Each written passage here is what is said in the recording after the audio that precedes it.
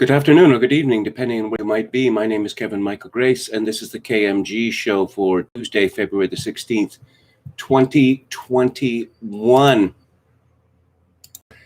Let's see, from Christopher F. Rufo at Real Chris Rufo. Scoop, the principal of Eastside Community School in New York sent white parents this tool for action, which tells them they must become white traitors and then advocate for full white abolition. This is the new language of public education. And let's see, the 8 White Identities by Barnard Hessa. There's an illustration here, and it goes from white supremacist, white voyeurism, white privilege, white benefit, white confessional, white critical, white traitor, and white abolitionist. Then there is a quotation from something called the Slow Factory Foundation. There is a regime of whiteness, and there are action-oriented white identities. People who identify with whiteness are one of these. It's about time we build an ethnography of whiteness, since white people have been the ones writing about and governing others. Are they writing about and governing others now? It would seem to be exactly the opposite. By the way, whiteness is a construction. It doesn't exist. We are told this frequently, and yet such a thing as white supremacism exists. Again, from Barnard Hess, or Hessa, it's a German name. White supremacists, number 1, clearly marked white society that preserves, names, and values white superiority. Well, that certainly isn't our society. 2, white voyeurism wouldn't challenge a white supremacist, desires non-whiteness because it's interesting, pleasurable, seeks to control the consumption and appropriation of non-whiteness, fascination with culture, example, consuming black culture without the burden of blackness. Oh, such a shame. Obviously, I don't labor under the burden of blackness, and if that means I can't consume black culture anymore, well, then so be it. Number 3, white privilege may critique supremacy, but a deep investment in questions of fairness, equality, under the normalization of whiteness, the normalization of whiteness and the white rule, sworn goal of diversity. 4, white benefit, sympathetic to a set of rules, but only privately, won't speak or act in solidarity publicly because benefiting through whiteness in public. Some people of color are in this category as well. Performative whiteness. Yes, white people have magic powers. They can turn black people white. Number 5, white confessional. Some exposure of whiteness takes place, but as a way of being accountable to people of color after seek validation from people of color. Number 6, white critical, take on board critiques of whiteness and invest in exposing, marking the white regime, refuses to be complicit with the regime, whiteness speaking back to whiteness. Number 7, white traitor, actively refuses complicity, names what's going on. Intention is to subvert white authority and tell the truth at whatever cost, need them to dismantle institutions. And finally, the highest stage, number 8, white abolitionist, changing institutions, dismantling whiteness, and not allowing whiteness to reassert itself. This is what academics call eliminationist or exterminationist language. Clearly, the ideal world would be one in which white people don't exist at all. And I guess there's another word for that. That would be genocide. But in this case, I suppose it would be considered a good genocide. Who is this Barnard Hessa? Barnard? Certainly never heard that name before. Okay.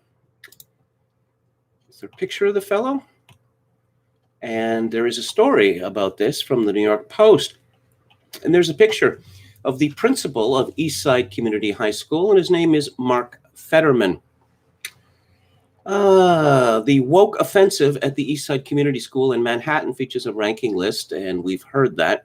The curriculum, written by Barnard Hessa, an associate professor of African American Studies at Northwestern University, Illinois, claims there is a regime of whiteness, etc., etc.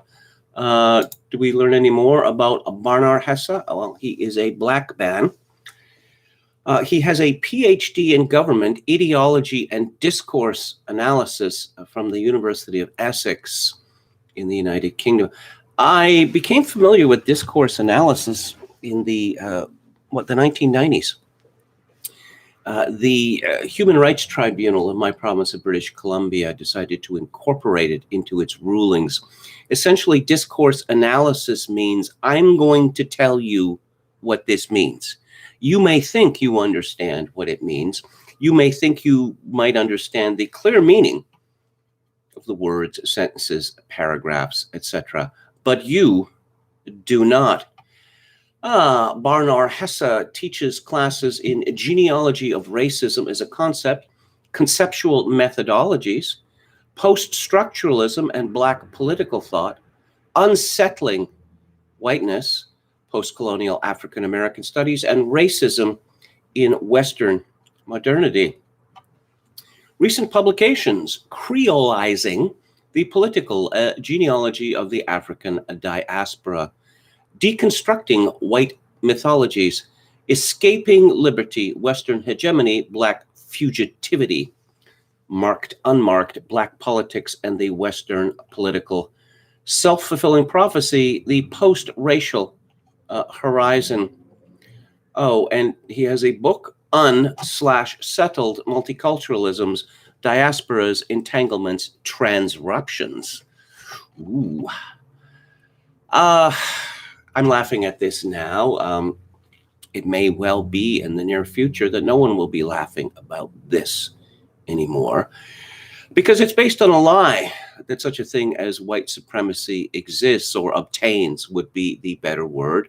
Whereas obviously if something such as white supremacy did obtain, people like Barnard Hessa would not be paid by the University of Essex in order to essentially advocate the genocide of white people. There is obviously going to be a limit of what white people will accept. When we reach that limit, who knows? Let's see if there's anything else in this story. A New York City Department of Education official told the Post that some parents at the school, which caters to 6th through 12th graders on the Lower East Side, first shared the material with staff. The principal then disseminated it to every parent as part of a series of materials meant for reflection and food for thought. A Department of Education rep said in a statement, "Anti-racism and the celebration of diversity is at the core of our work on behalf of the young people of New York City. And the East Side Community Schools students, parents, and staff partner together to advance equity in their community." Now, that's equity, not equality. They're not the same thing. The document in question was shared with the school by parents as part of an ongoing anti-racist work in the school community and as one of many resources the schools utilizes. The spokesman said school workers are now being threatened over the missive. Oh dear, oh dear, oh dear. Our staff are now being targeted with vile, racist, anti-Semitic, and homophobic slurs. Why homophobic? And degrading language from people outside of their school, and nothing justifies the abuse directed at our educators. How about the abuse directed at white people as a whole? White abolitionist, yes, abolish whiteness. How about that kind of abuse? The dissemination of Hessa's literature to parents comes as the DOE and schools chancellor Richard Carranza have pushed to eliminate what they call current administrators' white supremacy culture.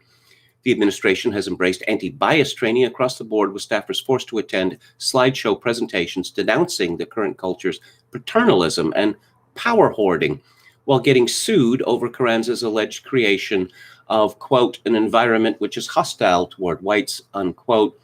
Rufo's February the 15th tweet drew mixed reactions on Twitter. If you find this hostile or unnerving, it's because you are fearing the loss of power and advantage that your skin color has afforded you. It's an agenda to bring true equality, a Twitter user fired at Rufo over Hessa's chart. But another writer said, this is what a public school spends time and money on. Anti-racism like this is poison. The racial makeup of the student body at Eastside Community was 55% Hispanic, 18% white, 15% black, 10% Asian, and 2% other. 18% white. That doesn't sound very white supremacist to me, but of course, white people, as we know, have magic powers. And I suppose when they go from 18% to 10% to 8% to 2% to 0.8%, I suppose they'll still be summoning their magic powers to oppress everyone. This is one of the great secrets of American public life, that in cities of any size, white Americans have abandoned the public school system. Increasingly, the only white people who go to public schools in places such as New York City are those who are too poor to afford private or parochial schools, or those whose parents are so maniacal that they believe that training their children to hate themselves is in their interest and in the public interest. Let's go to the chat. Hello to Hickman Warrior, Palpicasso 88, Roulette Cracked, David the Gnome, Head McNeck. Chogokin 666 chat disappeared. Well, it's here now. I can see it. Head McNeck says, in today's paradigm, there'd be nothing ironic about Tyler Perry driving through Appalachia and yelling at unemployed miners about their white privilege. Well, apparently this is happening. Well, not Tyler Perry, but apparently the distressed condition of so much of the American lower middle class and working class is due to white supremacy. Yes, there is nothing that white supremacy cannot accomplish. Nothing at all. David the Gnome says, a flustered and angry, semi-impotent reaction to these anti-white things is surely part of the reaction they want. Charles Nono, hello, Charles. Honestly, Kevin, I think I might have to disavow this remark later, but yes, I think white people do have magic powers in Minecraft, at least before about the modern era, before 1919. Jokin 666, they would say, not white people, the idea of whiteness. Well, the very term white is really a placeholder, okay? You could say that it refers to a certain color of skin, but then that's not really true, because I'm thinking of Patrick Mahomes, who is the quarterback of the Kansas City Chiefs, who does not appear black at all, but he is considered a black person, even though he is majority white and was raised in a white household. It's also very complicated. Jonathan Paul says, hi, hello, Professor. Philip Daniel says, and then they claim that whiteness just means power. If you grant this, what follows is the absurd idea that only European peoples are capable of having institutional power anywhere. I was asked by someone, Jay in British Columbia, who I met a couple of months ago, when will this end? Because the underdogs, clearly the underdogs are overdogs in the United States. The Biden election proved that. When will this end? Well, it won't, because so long as there's anyone who disagrees, then this puts the overdogs in peril. They seriously believe this. So, you know, the logical conclusion of that is that no opposition can be allowed. Again, from Philip Daniel, the Han Chinese have whiteness, but blondish Tocharian descended Uyghurs are POC. HIV positive transgender says even white families who don't have a lot of money find a way to pony up the private school money in cities. It's worth it. It is worth it, but how many people have left New York City since the COVID madness began? A few months ago, it was something like 400,000. And what we have the mayor and the governor calling them cowards or sissies or some such. I suppose that might explain Joe Biden's intervention with Ron DeSantis, the governor of Florida, the other day. That it'd just be terribly embarrassing and, of course, very bad for New York State's tax base if this flight from New York City to the South continues. Chogokin666 says blacks attacking elderly Asians is white supremacy. Yes, we have heard that. Random number generator says white hate comes from pure resentful jealousy, plain and simple. I'm sure there's some of that. But again, so much of what happens in life, as always, is simply the result of mimesis. Other people are doing it, so we must do it too. Let's see. I want to talk about, education. Yes. If we're talking about taking back what is ours, the problem of education has to be dealt with in a serious and fundamental way. I think the first thing that should happen is that departments of education at universities and colleges need to be shut down. They produce nothing positive and much that is negative. Increasing number of PhDs and EdDs with degrees that make no sense whatsoever. And you think these degrees would be worthless, but no, they are not worthless because many of these people are hired to high-paying administrative jobs and thus, are emboldened to spread the pause, to force it down our throats even harder. It was in 1987, I believe, that the Reverend Jesse Jackson, at a rally at, I believe it was Stanford University, where he incited the crowd to chant, "Hey, hey, hey, ho, Western Civ has got to go." Well, in many of American cities, it could be argued that Western Civ has disappeared or largely disappeared. And as the kids like to say, how is that working out for them? This is from Harriet Alexander in the Daily Mail.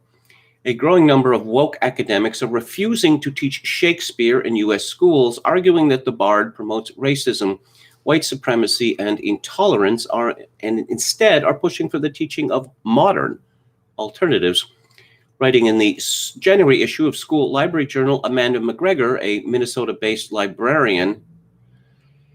Yes, I worked with librarians for quite a few years, close to 15, actually. They are, a lot of them are angry, very, very angry for reasons that are mysterious to me. She asked why teachers were continuing to include Shakespeare in the classrooms. Quote, Shakespeare's works are full of problematic, outdated ideas with plenty of misogyny, racism, homophobia, classism, anti-Semitism, and misogynoir. It has been explained to me what misogynoir means, but it is so stupid that immediately after it's explained to me, I forget it. Oh, with the last word referring to a hatred of black women. One is not supposed to notice this. White people have very little interest in black women, very little interest, and white men have practically no interest whatsoever, even though we were told that apparently black women in the United States and Canada as well are constantly under threat of white people insisting on touching their hair or simply putting their hand out and grabbing a hunk of it because it is so exotic. This is so obviously deranged that it makes sense that it would actually be believed today. Others contended that the latest woke trend is short-sighted, not taking into account the lessons that Shakespeare can still teach for today, with one New York Times bestselling author accusing schools that jettison the writer as flushing great literature down the drain. The lessons that Shakespeare can still teach for today, is Shakespeare an especially didactic author? I don't think so, and I don't know that that is actually the purpose of literature. And there's a picture of Amanda McGregor who looks as if she's 17 years old, and she is holding a dog next to some, what I presume is young person's literature, and a sign that says, "Keep calm and read books." Still, McGregor contended that an increasing number of educators are coming to the conclusion that it's time for Shakespeare to be set aside and de-emphasized to make room for modern, diverse, and inclusive voices. Years ago, when I was living in what was dubbed the Flop House, in fact, I dubbed it, in Edmonton, where a bunch of reporters lived, there was a fellow there who was getting his bachelor's of education degree. So I had an opportunity to see some of the curriculum. They were forced to read a memoir by Primo Levi about the Holocaust, and I thought, what possible connection can this have to teaching elementary or secondary school? What possible connection? But I'm sure they had their good reasons. Among those who have abandoned Shakespeare are Claire Brunk, or Brunka, who taught English at Ilwaco High School in Washington State. I asked my principal if there was a requirement for how much Shakespeare I needed to cover. She said she was told that as long as she was teaching the standards, it didn't matter. So she dropped Shakespeare entirely in favor of anthologies and novels not typically found in the canon. Brunk added, "My students' positive response to this work solidified my decision." And Jeffrey Austin of Ann Arbor, Michigan, said he supported efforts to replace Shakespeare, and I don't want to look at that face 1 second longer than I have to. Liz Matthews, a 9th grade English teacher at Hartford Public High School in Connecticut, where the student body is 95% Black or Hispanic. You see what I was saying about white people abandoning the public school system? Said she had replaced Shakespeare with authors who wrote about people like her students. I replaced Romeo and Juliet with The House on Mango Street by Sandra Cisneros last year and Long Way Down by Jason Reynolds this year. We're going to hear more about Jason Reynolds shortly. Mango Street was published in 1984. Long Way Down was published in 2017. Romeo and Juliet was first published in 1597. Boo! So much of this is simply a hatred of the past. Full stop. Full stop. To people like these doubtless university-educated folk like Jeffrey Austin, Claire Brunk, and Amanda McGregor, civilization started around 1990, 2000. Before then, it was all mud and mists and castles. I worked at a major Canadian university for 12 years, and I had an opportunity to hear many of the students speak. And this was the commonplace view, that one generation before they were born, there was nothing. There was just, of course, it's even worse now because, well, where are the smartphones? Where are the computers? Where are the iPads, et cetera, et cetera? Oh, what? To speak to someone, you picked up a miniature barbell connected to a cord and held it to your ear? I can't wrap my head around that. Others argued in the journal that it was not a question of either or, and that there was space to study Shakespeare along other authors dealing with more modern themes.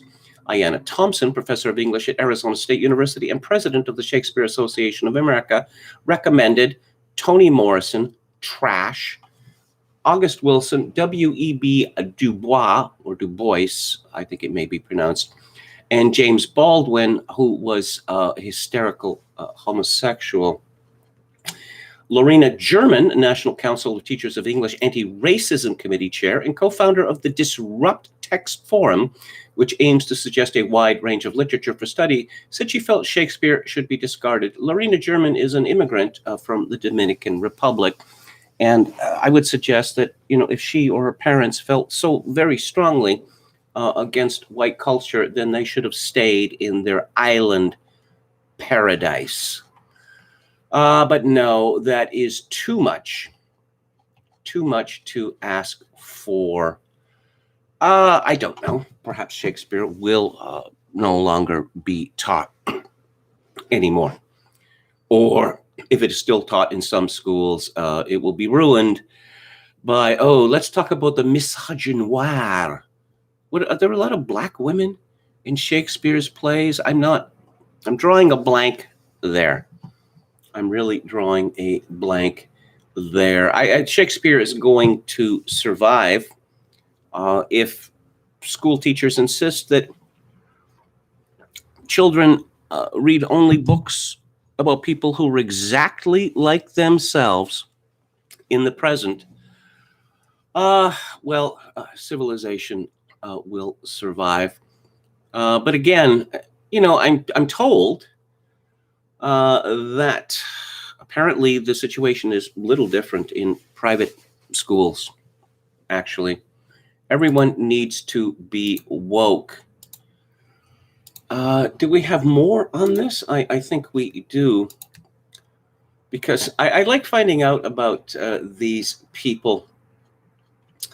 Elizabeth Nelson. Sarah Mulhern Gross told the Journal that she delivered toxic masculinity analysis to her students reading Romeo and Juliet at High Technology High School in Lincroft, New Jersey.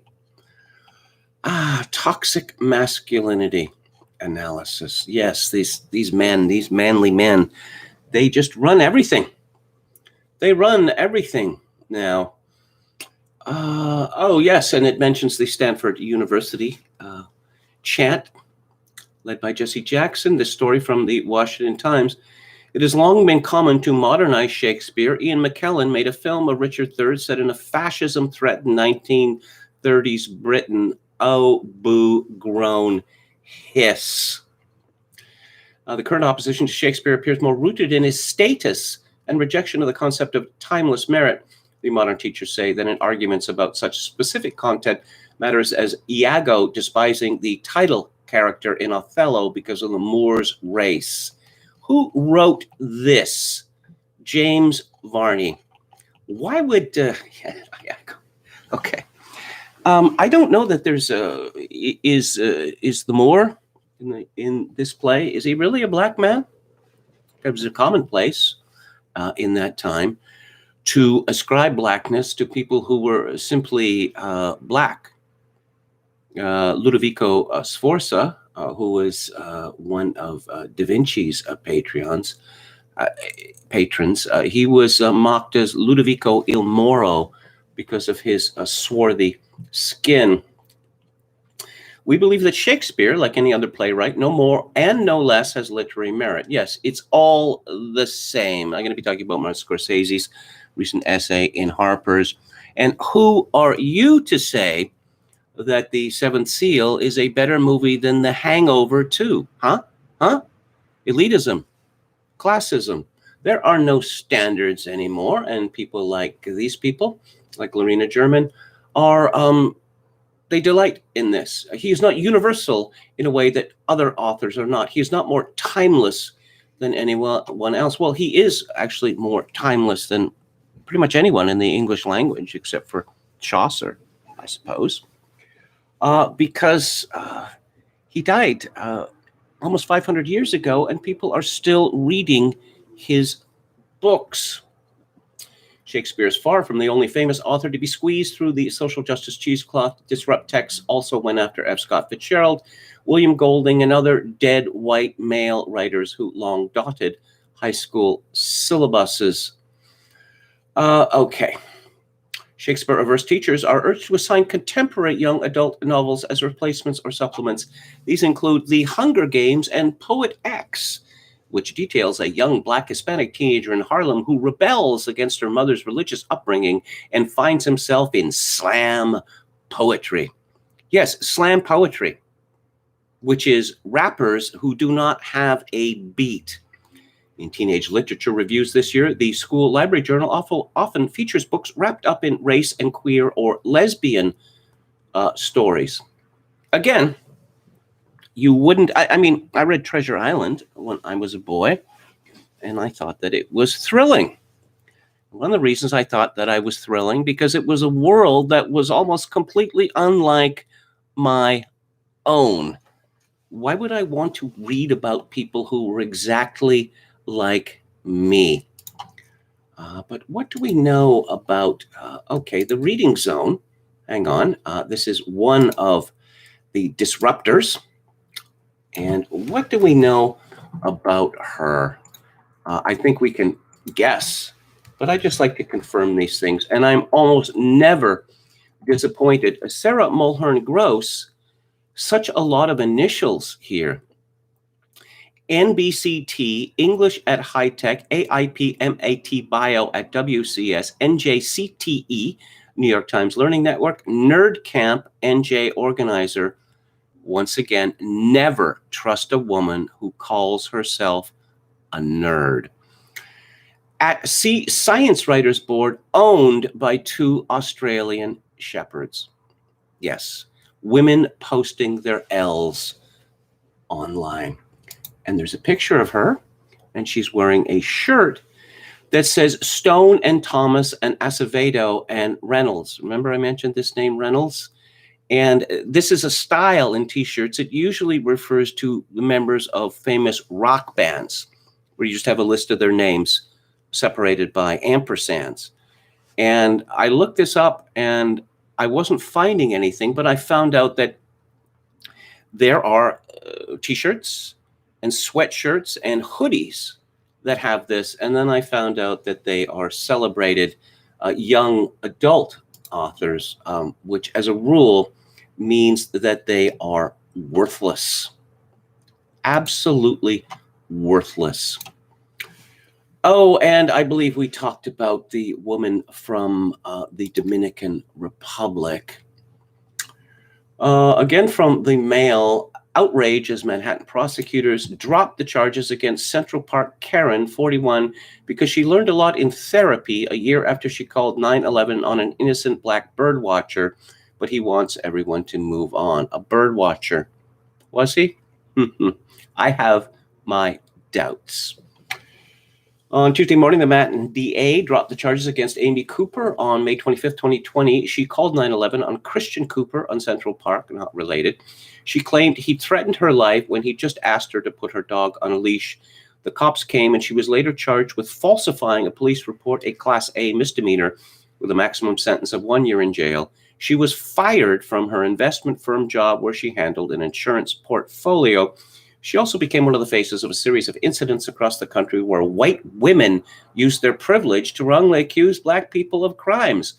Oh, yes, getting fired from your investment firm job. Such a lot of privilege. As I recall this story, the black man, yes, the dog should have been on a leash. Why are the police getting involved in this? But anyway, the black man said, you do what you have to do, and I will do what I have to do, which she considered to be a threat. And I don't think that it's that ridiculous to consider it a threat. But another example of white privilege. And a lot of Daily Mail stories today. Hollywood star Taika, I don't know that I'm pronouncing that right, Waititi, celebrates the brutal murder of Captain Cook in Hawaii while in Australia filming his new Thor film. So will he be sacked by Disney? I don't think so. I'm going to step out on a limb and say no.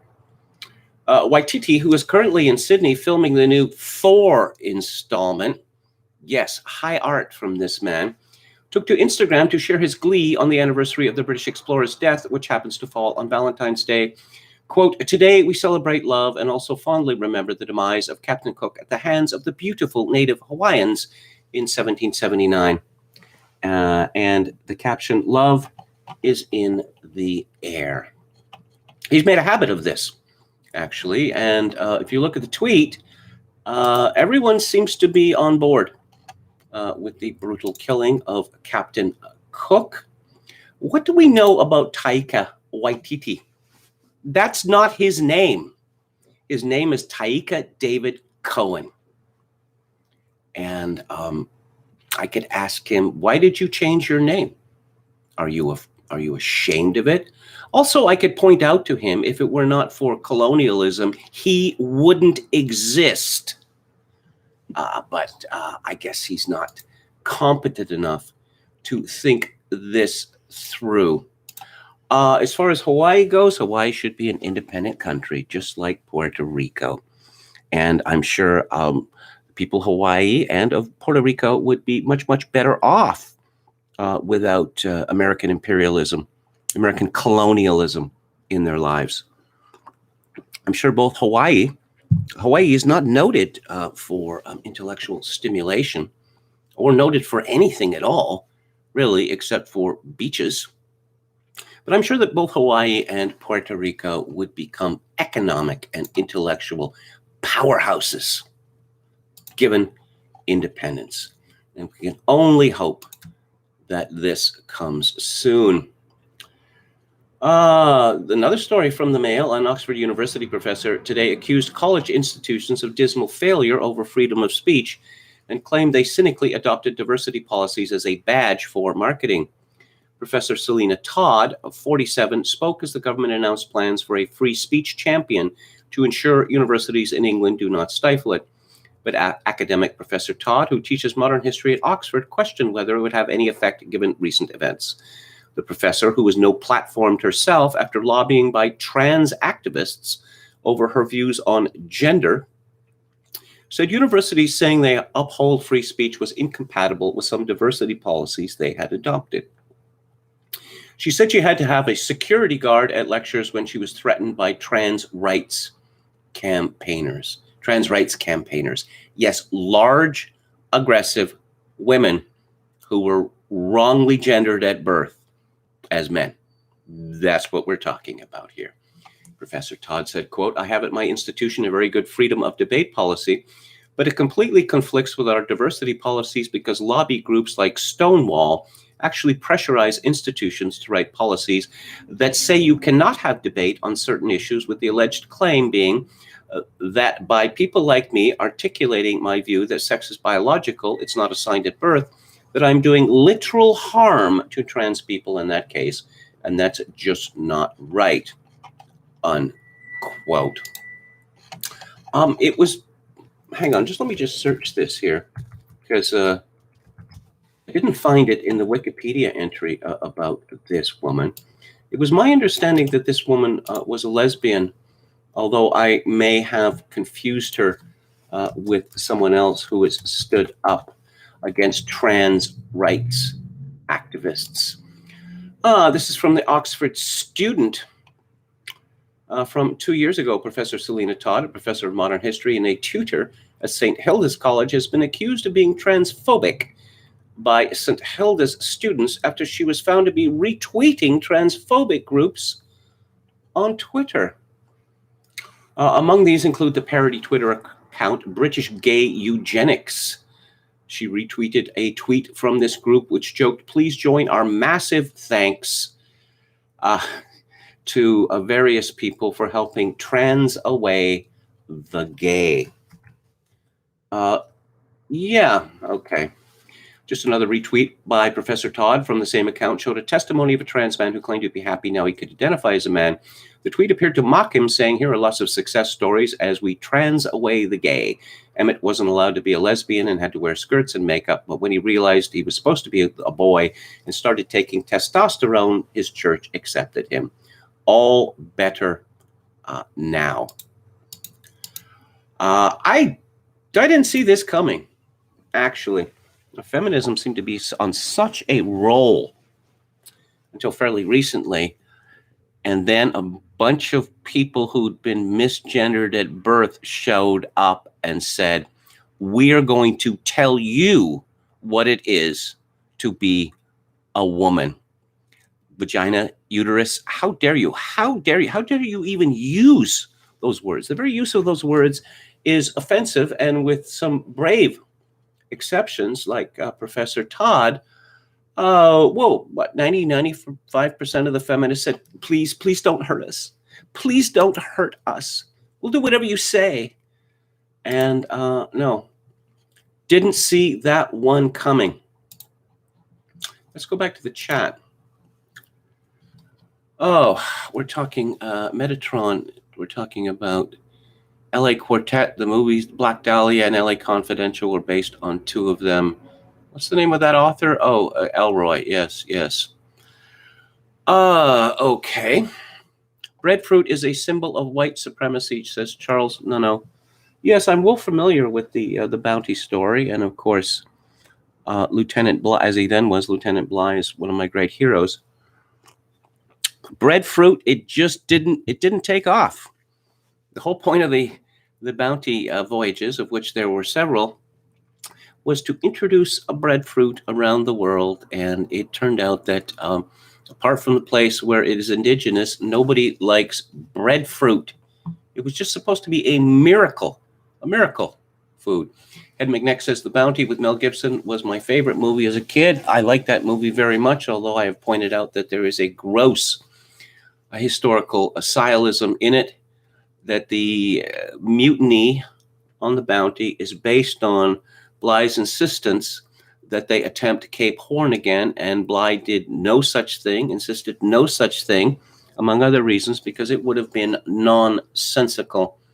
My own view is that the mutiny occurred because the crew, or most of it, had gone native to an alarming degree, and that Bly, he was too friendly with Fletcher Christian. He should have cracked the whip on him, because moving from the paradise of Tahiti to the, how should I say, nasty life, quotidian life of a British sailor, going back to that was obviously going to be difficult.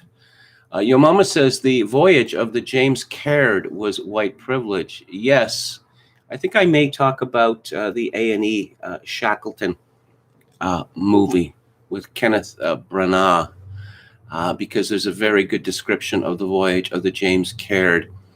I'll point out that, that there are, 1,000 different historical reality shows. And there was one I saw a few years ago where they were going to duplicate the voyage of the James Caird, and they claimed they had done it, which they hadn't. They lied, because they needed to radio in for help, because the ship which they had built to resemble the James Caird was going to be smashed against the rocks of South Georgia Island, and everyone would have drowned or died of exposure. Okay, what else do we have here? Scurvy at sea is a white privilege. Well, of course, it was James Cook who discovered the cure for scurvy. Citrus fruit. Of course, the scientists did not accept this until the 20th century because there was no theory behind it.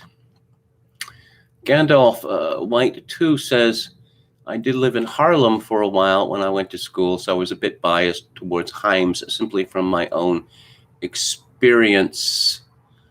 Oh, Chester Himes. Okay, I think Raymond Chandler and Chester Himes are two of the best detective novelists of the early years after World War II. Elmore Leonard, too, says Glib Medley.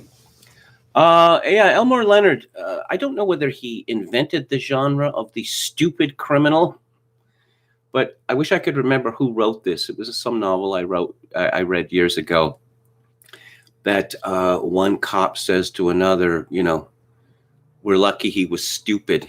And the other cop says, yeah, if they weren't stupid, we wouldn't catch any of them. Jim Thompson, says Glib Medley. Jim Thompson's great, too. James M. Cain, not really a detective novelist, but hard-boiled. I read a bunch of his novels. There were 3 of them. They had an introduction by Tom Wolfe, and I was really surprised how good they are. Okay, let's get back to it here, and let's talk about the rotting corpse of conservatism. Again, don't use that word to describe yourself, because you are letting your enemies set the rules. Bad people will always own conservatism, and they will tell you you're not being a proper conservative for various specious reasons. Pedro Gonzalez who I've just become acquainted with in the last few weeks. A very forthright young man, obviously one of a Mexican derivation based on his name. Greed is good. This is from American Greatness, February the 13th. The debate over raising the federal minimum wage has elicited weeping and gnashing of teeth on both sides, but the policy itself is less important than what the wailing on the right has revealed. Simply put, the minimum wage stops labor markets from operating effectively, the editors of National Review write. Oh, they dragged in all the editors. We must, they insist, heed the basic economic principles conservatism has declared universally valid. Yes, well, we're not talking about conservative principles here. We're talking about classical liberal, Manchester liberal principles, which are not conservative principles. They are, well, the opposite. Gonzalez continues, the religion of the dollar established by conservatism holds that tax cuts and deregulation are the proper means by which wages can and should increase. Slash those, and incomes will rise as sure as the sun. But a new study from the London School of Economics shows that a half-century of praying at the free market altar has benefited very few. I'm really quite pleased to see this essay and others like it, because I have been banging on about this from about 1995, that conservatism has just become the worship of the golden calf, and that more and more people have come to see this as a source of delight and comfort to me. Gonzalez continues, from 1965 to 2015, the incomes of the rich grew much faster in countries where tax rates were lowered. Wealth, it turns out, it doesn't trickle down.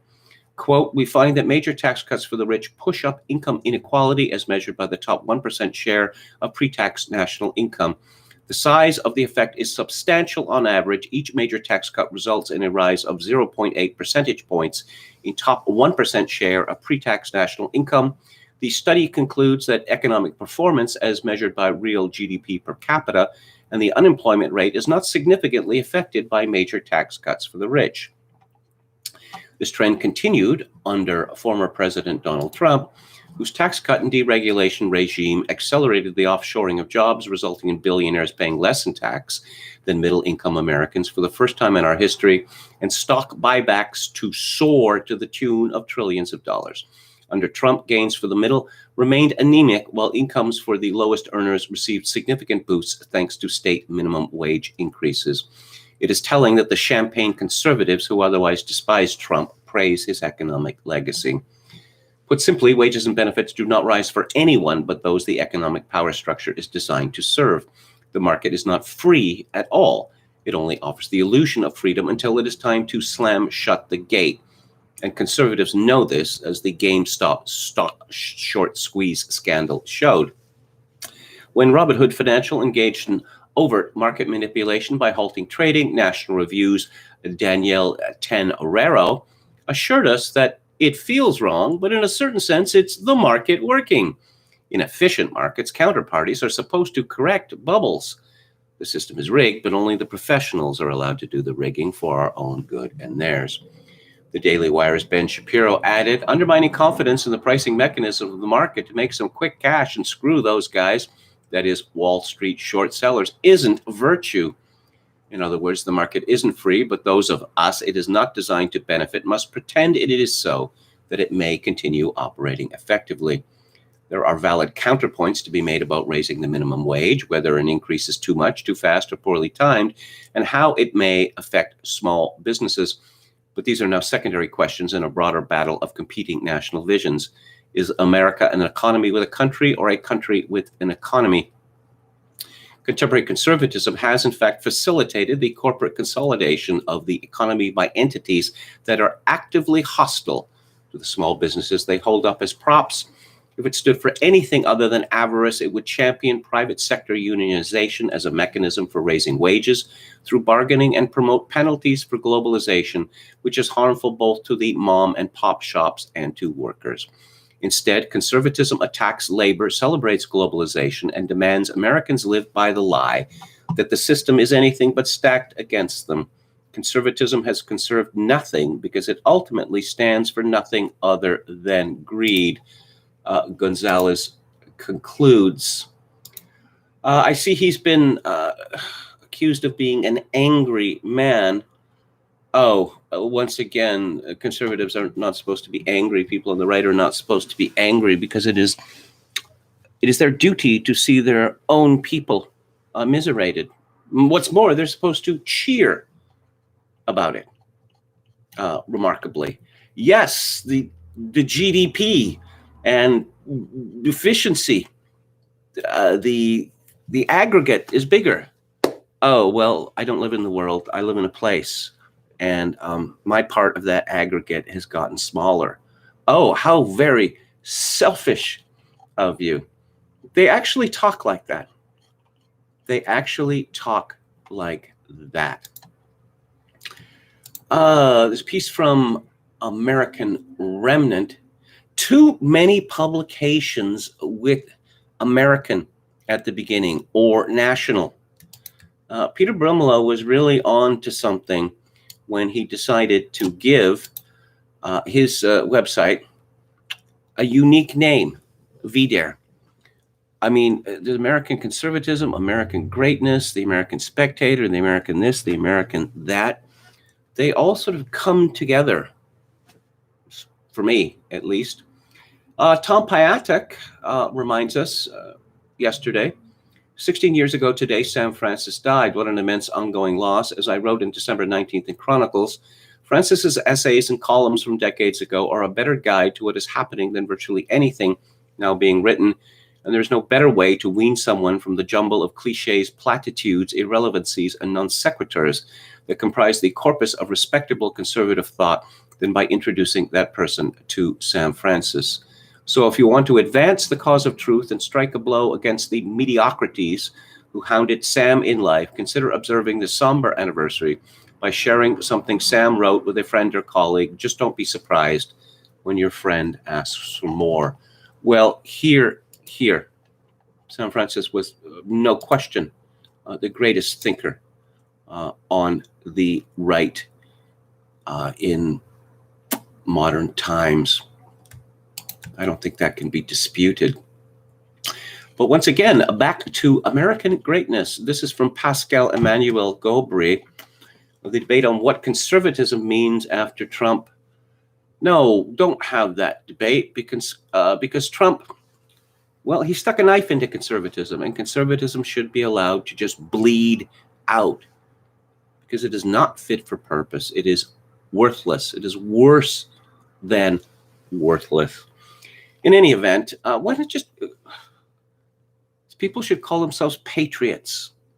Conservatism has the same problem that liberalism had. That liberalism once referred to some very specific things, particularly rational thinking, belief in free speech, debate, this sort of things. And it has come to mean the opposite of that. And I don't know, was it Hayek who wouldn't call himself a conservative, that he insisted on calling himself something, bespoke, I guess. Liberal, when people say liberalism anymore, it doesn't mean anything. In the same way, when people say conservatism, it doesn't mean anything. Some people want to return to the status quo ante, writes Gobry, and others realize that it is dead, but don't agree on what should replace it.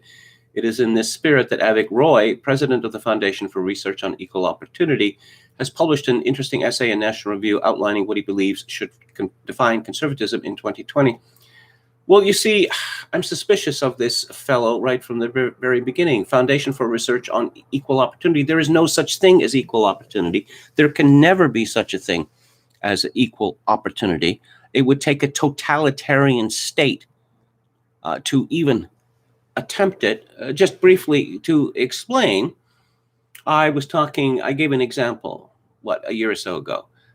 Pete Buttigieg was the mayor of South Bend, Indiana, where Notre Dame University is.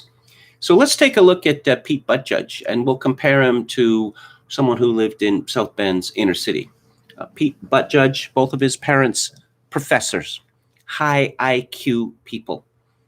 And Butt Judge grew up in comfort in a home where reading and learning was encouraged. It was, in fact, expected. Given his IQ advantage and given his, what we might say, behavioral advantage, it would be ridiculous to expect that your typical, say, black member of the inner city in South Bend, Indiana, is going to have anywhere near the opportunity of Pete Buttigieg. Oh, how could should we take people away from their families, children away from their families, and just throw them into orphanages or whatever? Or perhaps we could just bash them on the head repeatedly until they lost 20, 30, 40 IQ points or more. I don't know. These things might work. Anyway, Gobry continues, there's much to like in Roy's essay, but because it embraces too much of the old status quo and tut-tuts over much about Trump's political incorrectness, it remains unsatisfying. Above all, it fails to understand what led to Trump's election. But first, I want to stress that Roy is one of the good guys. He's one of the smartest thinkers on the right, etc., etc. What's more, Roy understands several critical things. First, we are never going back to the Reagan consensus. That consensus was the product of specific circumstances like high inflation leading to bracket creep and the Cold War, which brought about the three-legged stool alliance of social conservatives, business conservatives, and libertarians and foreign policy hawks. But now that the Cold War is over, and it has been over for 30 years, so is that alliance, just as the alliance between America and Stalin was over when Hitler was defeated. Another dead end, Roy understands, is a return to some pure libertarian agenda. Yeah, there's no support for libertarianism. There simply isn't, and there never has been, and there never will be. Roy is absolutely right to debunk the myth that Ronald Reagan won by making Barry Goldwater's libertarianism more presentable. No, Goldwater's agenda was fundamentally unpopular, and Reagan won by running as a populist. The most important true contribution Roy makes is that he understands that conservatives must govern and must have an agenda. That is to say, they both must propose and implement actual policies that make an actual tangible difference in the lives of ordinary Americans. I say, as far as Trump and his tax cuts and deregulation, I think he saw this as a sop to people like Paul Ryan, whose guru was Ayn Rand. And the idea was that, okay, you get this, and then you're going to give me what I want. And the second part never happened. I suppose the good news is that Paul Ryan decided to leave politics. Not that he was replaced by people who were much better. There's a piece by Mike Allen and Jim Vandehei in Axios, GOP Eyes Working Class Future. Republicans, long reliant on big business and the rich, see a post-Trump future centered on working-class white, Hispanic, and black voters, top GOP officials tell Axios. This is a substantial shift, born of necessity and the post-Trump reality. It would push Republicans further away from the interests of corporate America and traditional conservative ideas like entitlement reform.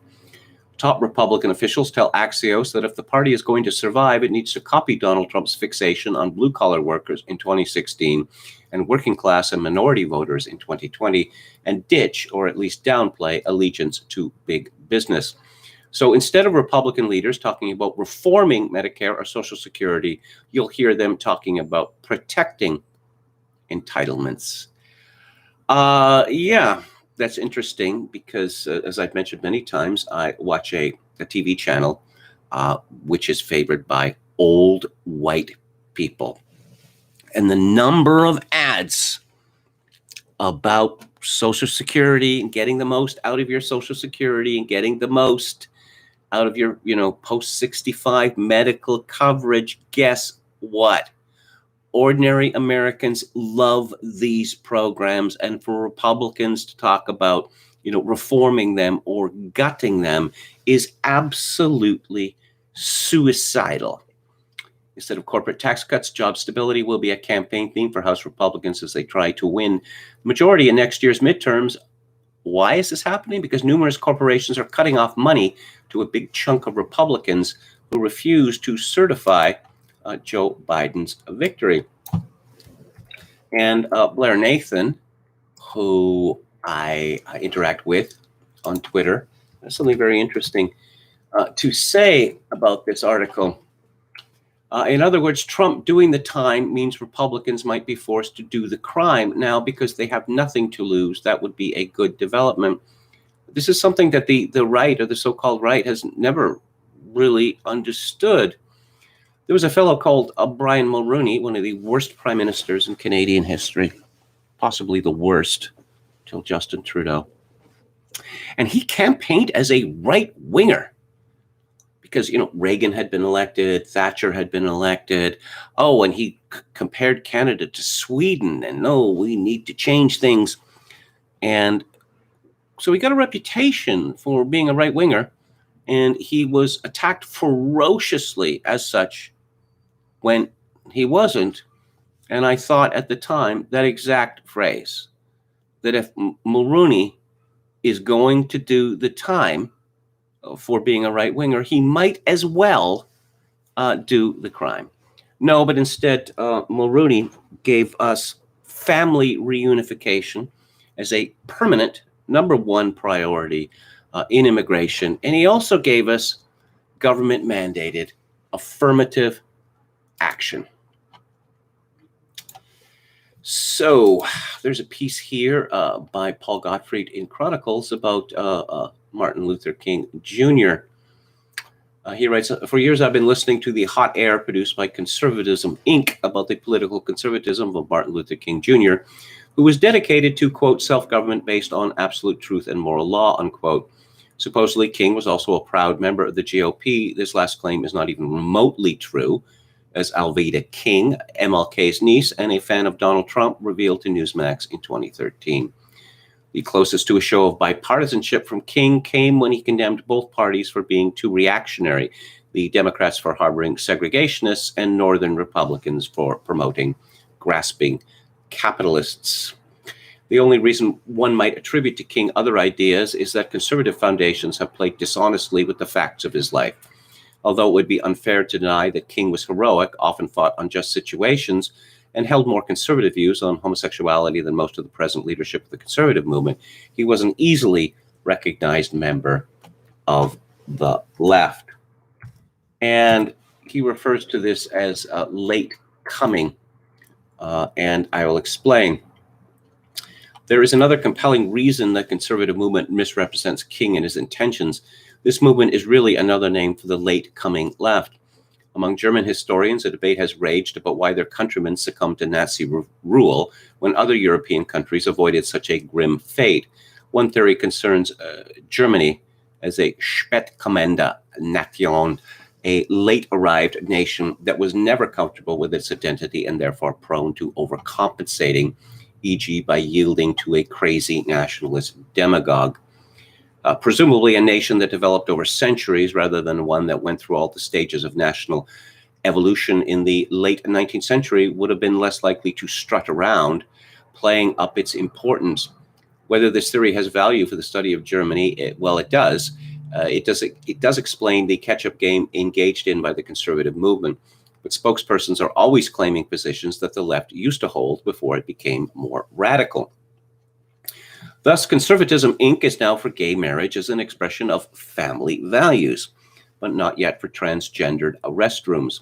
It's for second-wave feminism, but not yet for feminism in its more radical third-wave form.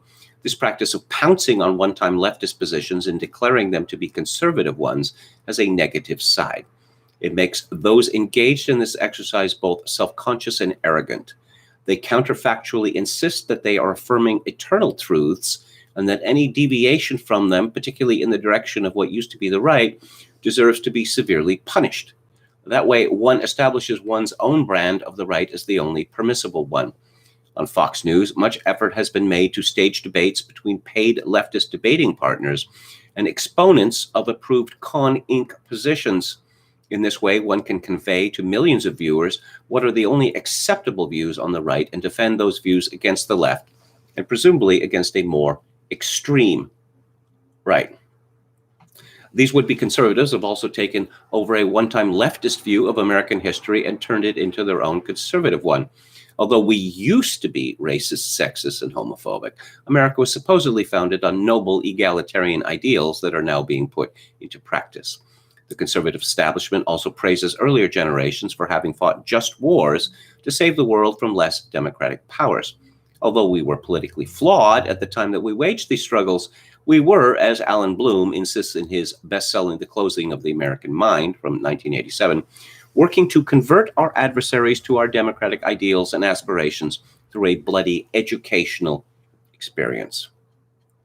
The conservative movement not only instantiates what the left was yesterday or the day before, it also depends on the left to recognize its status as the established opposition. That is why Fox News is filled with paid leftist opposition and why media conservatives are invariably reaching out to the center left. The left validates its token opposition whether or not the two sides are engaged in staged or real quarrels. Leftists in any interest have no interest in dealing with a harder right. Neither does the conservative movement, other than to demonstrate as to what it has no intention of becoming. This movement thus becomes a series of late and obsolete incarnations of a left that has moved on to other, most socially devastating causes. Never has the observation of Robert Louis Dabney, the 19th century Southern conservative and Presbyterian divine, seemed so relevant. Quote, American conservatism is the shadow that follows radicalism as it moves forward toward perdition. It remains behind it, but never retards it and always advances it, unquote. It's telling that so-called soi-disant conservatives, they don't use the word truth or truths because truth is immutable. They prefer the word values. Values are endlessly mutable. Like family values. Family values used to mean something that everyone understood. It's now a useless phrase because when Pete Buttigieg and his husband Chasen are extolled as observing family values, well, it's clear that the phrase has become meaningless. Well, actually worse than meaningless. Donald Trump has spoken out against Mitch McConnell. The Republican Party can never again be respected or strong with political leaders, scare quotes, like Senator Mitch McConnell at the helm. McConnell's dedication to business as usual, status quo policies, together with his lack of political insight, wisdom, skill, and personality, has rapidly driven him from majority leader to minority leader, and it will only get worse. The Democrats and Chuck Schumer play McConnell like a fiddle. They've never had it so good, and they want to keep it that way. We know our American First agenda is a winner, not McConnell's Beltway First agenda or Biden's America Last. In 2020, I received the most votes of any sitting president in history, almost 75,000. Every incumbent House Republican won for the first time in decades, and we flipped 15 seats, almost costing Nancy Pelosi her job.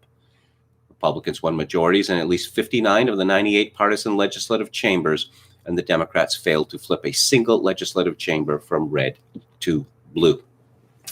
And in Mitch Senate, over the last two election cycles, I single-handedly saved at least 12 Senate seats, more than 8 in the 2020 cycle alone. And then came the Georgia disaster, where we should have won both U.S. Senate seats, but McConnell matched the Democrat offer of $2,000 stimulus checks with $600. How does that work? It became the Democrats' principal advertisement, and a big winner for them it was. McConnell then put himself, one of the most unpopular politicians in the United States, into the advertisements. Many Republicans in Georgia voted Democrat or just didn't vote because of their anguish at their inept Governor Brian Kemp, Secretary of State Brad Raffensperger, and the Republican Party for not doing its job. My only regret is that McConnell begged for my strong support and endorsement for the great people of Kentucky in the 2020 election, and I gave it to him. He went from 1 point down to 20 points up and won. How quickly he forgets. Without my endorsement, McConnell would have lost and lost badly. Now his numbers are lower than ever before. He is destroying the Republican side of the Senate and in doing so seriously hurting our country. Likewise, McConnell has no credibility on China because of his family's substantial Chinese business holdings. He does nothing on this tremendous economic and military threat. Mitch is a dour, sullen, and unsmiling political hack. And if Republican senators are going to stay with him, they will not win again. He will never do what needs to be done or what is right for our country. Where necessary and appropriate, Donald Trump states, I will back primary rivals who espouse making America great again and our policy of America first. He concludes, this is a big moment for our country and we cannot let it pass by using third-rate leaders, again, in scare quotes, to dictate our future. I like that. I like that. Oh, and someone called Chauncey De Vega. Chauncey De Vega. And Chauncey De Vega is a woman, I believe. Pretty sure about that. I don't want to misgender this person, but I believe it is a woman, a black woman, I suppose. Okay, I could be, no, India Wadsworth. No, I think that Chauncey De Vega is actually a black man. But he describes himself as a ghetto nerd. Okay, all right. Very upset, despite winning the presidential election and controlling both houses of Congress and scaring everyone to death, or at least those who are not their supporters. You'd think they'd be pleased. But according to an essay in Salon, the Republican Party is now a terrorist organization, and none of this is a surprise. Oh, the Republican Party has created a precedent that right-wing political violence, terrorism, including coups. You dare speak about coups, Chauncey? And other attempts to overthrow legal elections are now acceptable in the United States as long as they are perpetuated by Republicans and their allies against Democrats and others deemed to be un-American. This is the essence of fascism and authoritarianism. No, it's not the essence of either, actually. When Stacey Abrams was defeated in 2018 and then insisted for months afterwards that she had actually won the election and was the real governor of Georgia, was this the essence of fascism and authoritarianism? Yes. Oh, apparently Republicans are in favor of political violence. Democrats, Black Lives Matter, Antifa. No, they do not hold with violence, and they will not permit it to happen. Not on their watch. No. So America's cities went up in flames last year because white supremacy? Could it have been that? That's the catch-all explanation, isn't it? Gandalf White says, too, Chauncey De Vega is a man, but he is a woke sci-fi fan who just hates people of European descent. Perhaps his bitterness can be explained by his parents naming him Chauncey. I wonder how many times in school someone said to him, would you have any Grey Poupon? D.B. Cooper says anyone that describes themselves as a nerd is probably just tedious. Yes, but again, any woman who calls herself a nerd, just avoid. Totally. Run like hell. Roulette Crack says, I saw CNN mentioned the attacks on Asians, but left out one significant detail. They blamed the attacks on right-wing antivirus rhetoric. I kid you not. Totally ignoring the elephant in the room. Metal Mike says, Chauncey the gardener. Yes. Chauncey De Vega. This is like an Ayn Rand name. You know, that Ayn Rand's novels are full of these names, which are just, seriously, this is the name you came up with? Okay, what else do we have here? Guy says, Kevin, have a backup channel. It says Jay Miller. No, I do not. We are way past the point of no return. The only way is through now, says Roulette Cracked.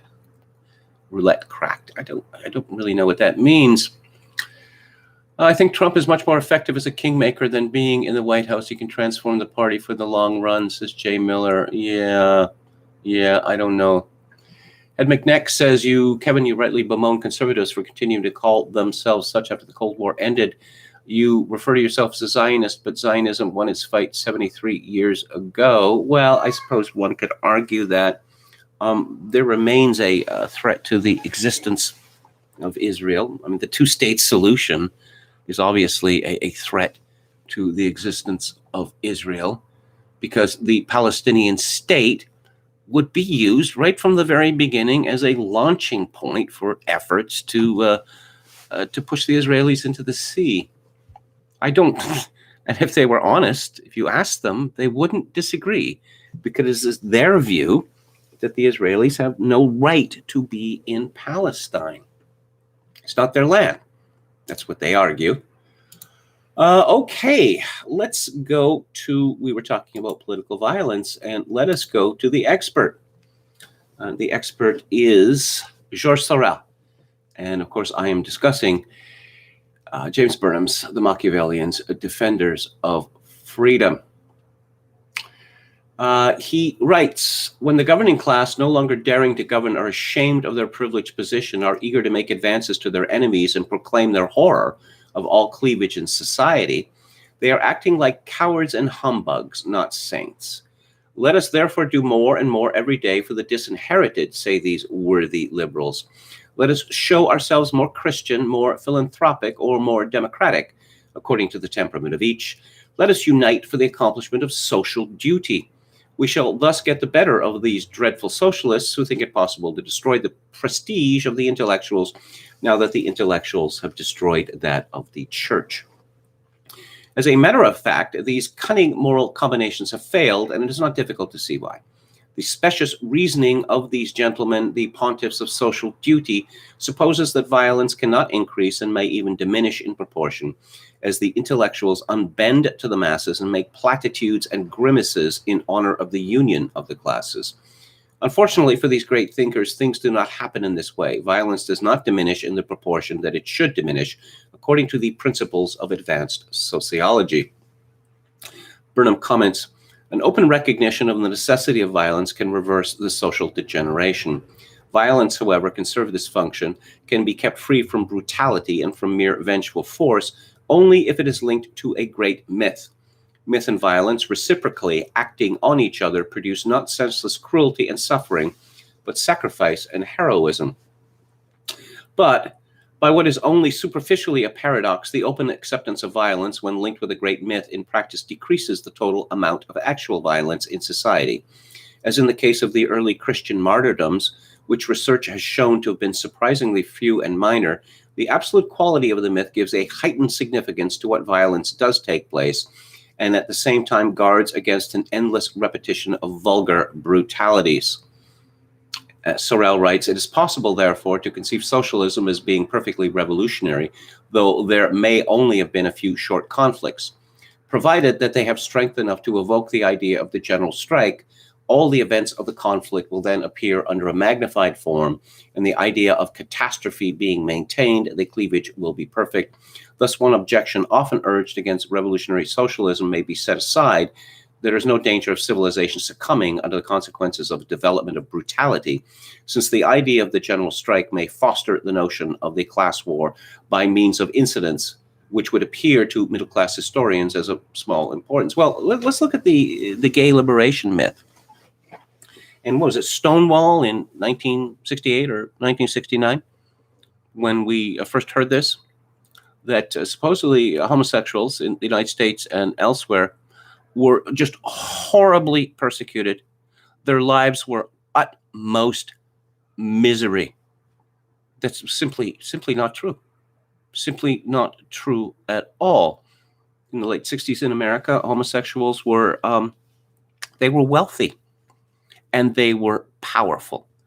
Now, there were almost no open homosexuals in American life at the time, certainly not in politics or in the elite, but there is such a thing. And W.H. Auden spoke about it openly.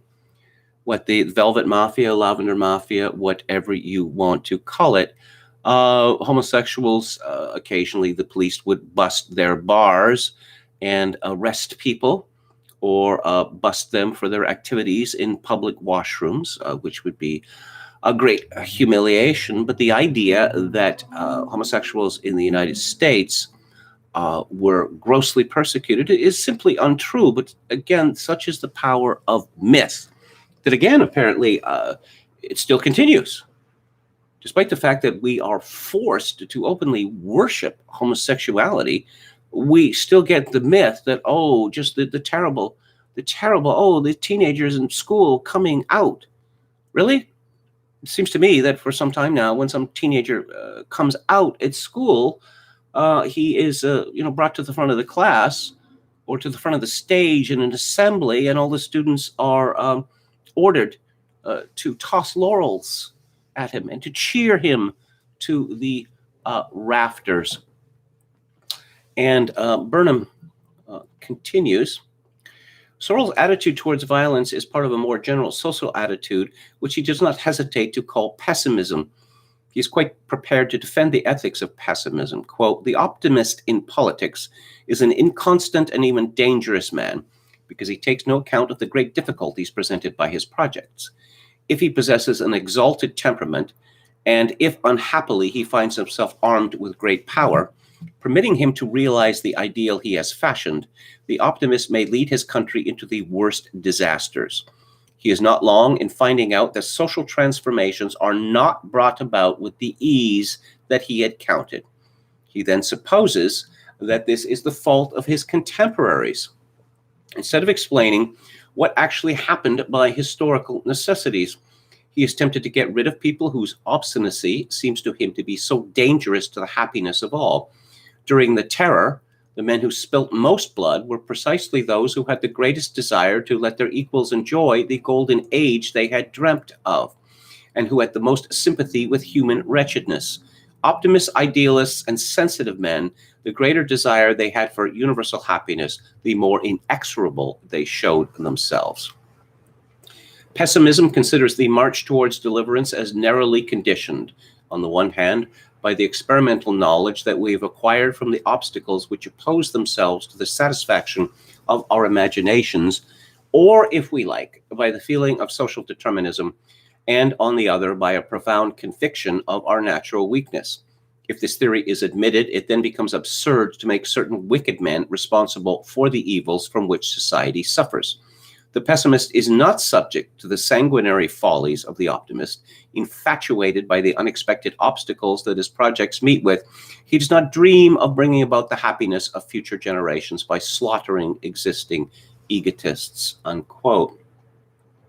Tomorrow, we will begin talking about Robert Michels' The Limits of Democracy. I wanted to say that this last part, the quotation from Sorrell, let's talk about the U.S. Civil Rights Movement.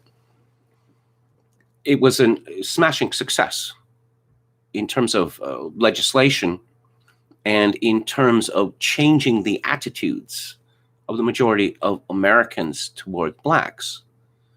Practically, it's been a gross failure. Obviously, let's say demographic differences between white and blacks and the legacy of slavery and the legacy of Jim Crow, which are real, is going to have a tremendous effect on the ability of black people in the United States to rise to the educational levels of white people or income levels of white people. And all attempts to erase the differences in outcomes between blacks and whites in the United States have failed, and failed grossly.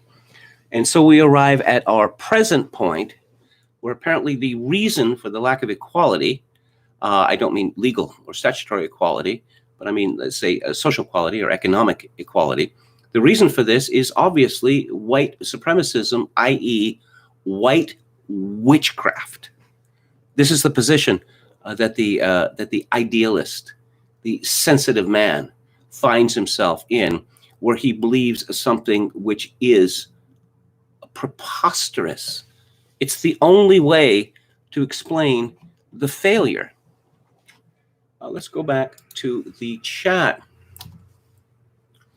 Ganna White says too. Ganna White 2 says, I'm there with you. HIV positive transgender, what both 2016 and 2020 should have taught most people who think outside the mainstream is that national electoral politics is useless. No, I disagree with that strongly as possible.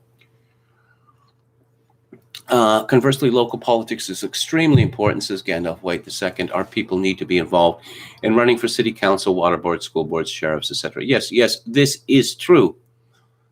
But America has, like Canada, utter failures as federalist countries, because the national governments of both countries have said, forget what it says in the Constitution.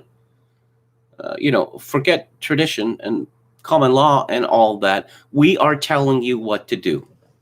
We are telling you that you will have X members of these minorities in your police force or in your fire department, or you will know the reason why.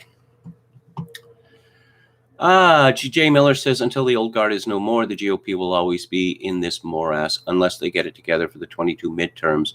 But we all know they'll ignore their base. Shake my head. Look, why is Mitch McConnell still in the Senate? Does he think that he's going to become majority leader again? He is not. Not after the sorry spectacle he made of himself. The impeachment. No, it's not going to happen. If the Republicans take back the Senate in 2022, they'll elect a majority leader. It will not be Mitch McConnell. He was born in February the 20th, 1942. That means in 4 days' time, he will be 78 years old. Time to shuffle off there, Mitch, and spend more time with the grandchildren and possibly great-grandchildren. But like so many of these people who dominate our politics now, as metaphor I used yesterday, they cling to power as a limpet clings to a rock. Today is Shrove Tuesday, which is the day before Ash Wednesday, which is one of the most important dates in the Christian calendar. It's the beginning of the penitential season of Lent. And so, yes, I just thought I would just check it out last night just to confirm that I walked by the St. Andrew's Cathedral in downtown Victoria, which is not far from where I'm staying now. And I walked up to the big wooden doors and looked at the one in the middle, and this is closed indefinitely. Yes, it's closed indefinitely. And because I guess the Bishop of Victoria is more frightened of Dr. Bonnie Henry rather than Almighty God. Here's the latest memo from Bishop Gary Gordon of the Diocese of Victoria, dated February the 5th. It begins, the provincial health officer, Dr. Bonnie Henry, Almighty God herself, has extended the provincial health order currently in place with restrictions on indoor social gatherings and events to curb the spread of COVID-19. Therefore, the following diocesan directives remain in place.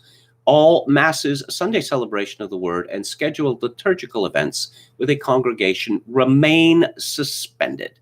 Parishioners in the Diocese of Victoria remained dispensed from the Sunday obligation to attend Mass.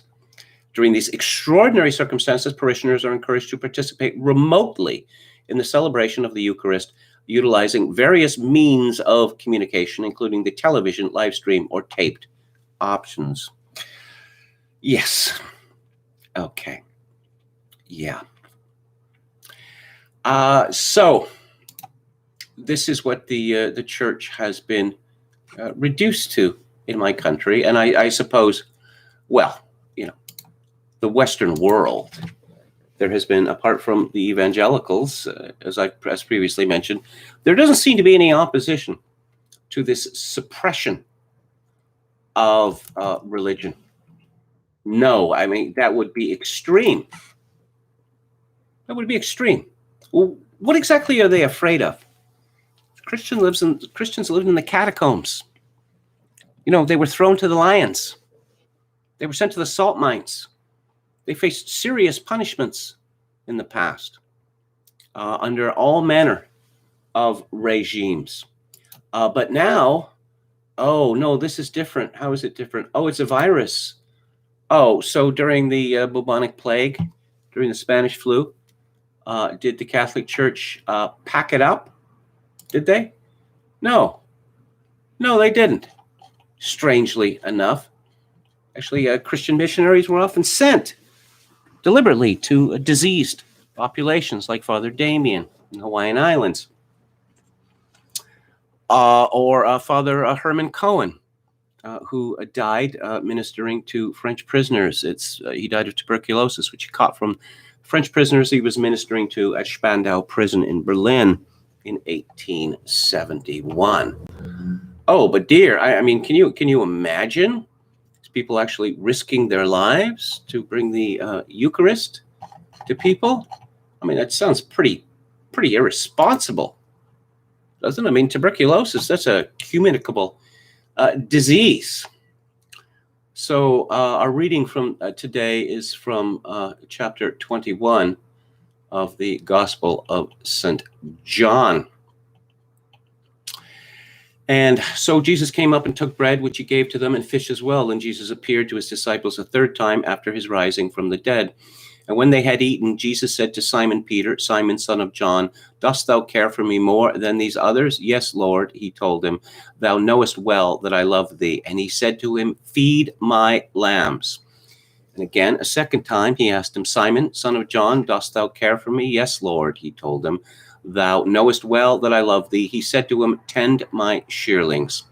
Then he asked him a third question, Simon, son of John, dost thou love me? Peter was deeply moved when he was asked a third time, dost thou love me? And said to him, Lord, thou knowest all things. Thou canst tell that I love thee. Jesus said to him, feed my sheep.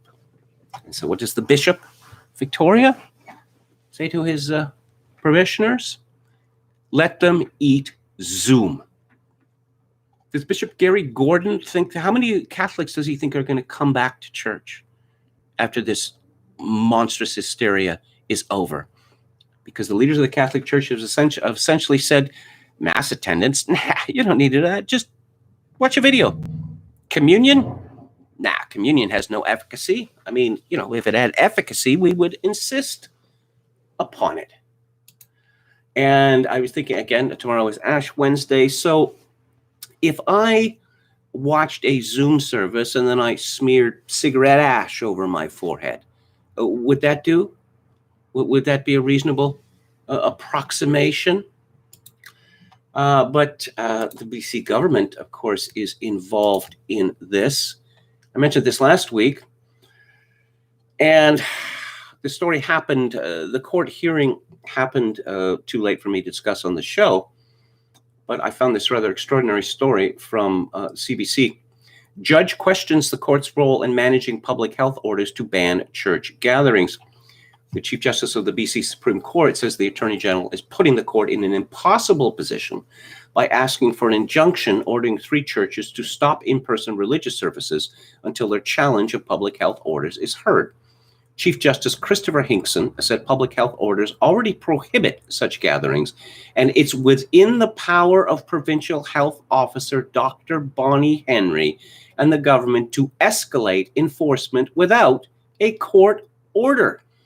There are alternate remedies, Hinkson told Gareth Morley, legal counsel for the Ministry of the Attorney General. I shouldn't be doing Dr. Henry's job. If she wants police to have the ability to arrest people, the order can be amended. Can't it? Yes. Dr. Bonnie Henry, Chief Latrinewala, she is the enforcer. Apparently she can arrest whoever she wants in the province of British Columbia. Oh, despite what our risibly named Charter of Rights and Freedoms has to say about religious observance, because religious observance is as nothing compared to a virus. The average age of death of the people that it kills is 82. Meanwhile, in the province of Nova Scotia, yes, the restrictions have to stay in place, including restrictions on distribution of communion. And Nova Scotia, let's see, as of today, new confirmed cases, 3. Cumulative confirmed cases, 1,597. Active cases, 12. Patients in hospital, non-ICU, 0. Patients in hospital, ICU, 1. Deaths, 65. This is barely even a nuisance. 65 people. Well, how many people live in the province of Nova Scotia? And that is 979,000. 65 deaths. On the other hand, Premier McNeil, who is stepping down, is very fond of China. Very, very fond of China. Now, feeling against China, the People's Republic of China, is running pretty high in my country for various reasons. One being the kidnapping and long imprisonment of 2 Canadians there. Also because of the genocide of the Uyghurs, and the Chinese government is literally breeding them out of existence. Rather than chastising the People's Republic, Canada ought to focus on fostering closer ties. Liberal McNeil said in an interview with a business group honoring his China engagement efforts. It's not our role to go in and tell someone else they're wrong, he said on the Canada-China Business Council video production late last month. Our role is to go in and work with them and learn. I'm grateful and proud of where I live. I'm proud to be a Canadian, he added, but Chinese people are proud to be Chinese, and they have a way of doing things. Let's go learn. Let's teach each other, and let us grow economic ties. If you respect each other and you respect the views and values of each voter, all other aspects of your relationship will grow. Is this fellow, Stephen McNeil, is he an idiot, or is there something else going on here? Because that was the World Trade Organization argument. We need to engage with China. The Western world needs to engage with China, most favored nation status. And as the wonders of capitalism course through China, they will become liberal Democrats like us. Well, this is an experiment which has been going on for decades now, and what is the result? The very opposite has happened. China has become a demonstrably much more monstrous place than it was at the time when we decided to engage with it. Perhaps we just haven't been engaging enough, or strenuously enough. Perhaps there's just structural, systemic problems with our engagement. Okay. This is from the Mail again. White House COVID-19 advisor says the drop in U.S. cases could be misleading in the face of, wait for it, variants despite lowest number of infections since October. White House COVID-19 advisor Andy Slavitt. Oh, and guess who was getting lots and lots of money from pharmaceutical companies? Yeah, but that doesn't mean anything. Doesn't mean anything at all. Yeah, okay. He doesn't look very authoritative, I must say. His open shirt, unshaven. You know what I think of Dr. Anthony Fauci. He looks good. Okay, he looks good.